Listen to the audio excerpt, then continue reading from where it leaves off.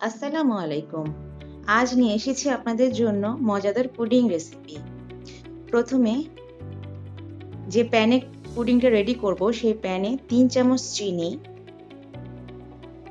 Half কাপের থেকে একটু কম পানি নিয়ে ক্যারামেলটা তৈরি করে নিতে হবে। ক্যারামেল তৈরি করার জন্য আমি হালকা আঁচে চুলা জাল দিয়ে রাখবো এবং কিছুক্ষণ অপেক্ষা করতে হবে। অপেক্ষা করব যতক্ষণ না চিনিটা লালচে হয়ে আসে ততক্ষণ পর্যন্ত অপেক্ষা করব।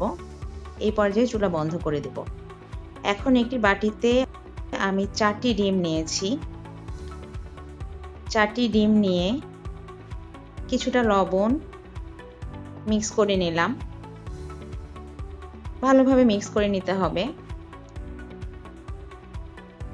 এরপর আমি এতে 2 কাপ পরিমাণ গুঁড়ো দুধ তরল দুধের সাথে মিক্স করে তারপর ডিমের সাথে মিশিয়ে নিয়েছি।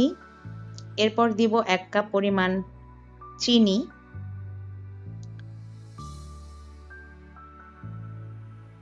দেড় কাপ পরিমাণ দুধ দিব, তরল দুধ। এরপর ভালোভাবে মিক্স করে নিতে হবে। 10 থেকে 15 মিনিট পর্যন্ত এটাকে ভালোভাবে মিক্স করে নিতে হবে। এবার যে পাত্রে ক্যারামেল করেছিলাম সে পাত্রে মিশ্রণটিকে ছেঁকে দিয়ে দিতে হবে। এবার একটি হাঁড়িতে স্ট্যান্ড বসিয়ে তাতে আগে থেকে গরম করা ফুটানো পানি অ্যাড করে নিব। এরপর বাটিটি বসিয়ে দিতে হবে। ঢাকনা বাটিটির সাথেই ছিল তাই সুবিধা হয়েছে আমার। বসিয়ে দিলাম। এরপর ঢাকনাটি দিয়ে দিব। এ পর্যায়ে 1 ঘন্টা চুলাতে মিডিয়াম আঁচে রেখে দিতে হবে। 1 ঘন্টা পর ফিরে এসে দেখব হয়েছে কিনা পুডিংটা। পুডিংটা চেক করার জন্য একটা টুথপিকের মাথায় দেখে নিব যে পুডিংটা উঠে এসেছে কিনা। না, ঠিকই আছে। এবার পুডিংটাকে আমি আধা ঘন্টার জন্য ফ্রিজে রেখে দিব। এরপর একটি ছুরি দিয়ে সাইডে আলতো করে কেটে পুডিংটিকে আমি সার্ভিং ডিশে নামিয়ে নিব। যেমন সুন্দর হয়েছে তেমন খেতেও ভালো হয়েছে।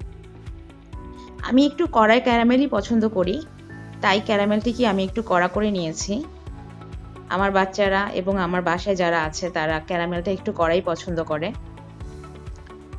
তাই সবার জন্য আমি ক্যারামেলটা একটু কড়া করেই করেছি।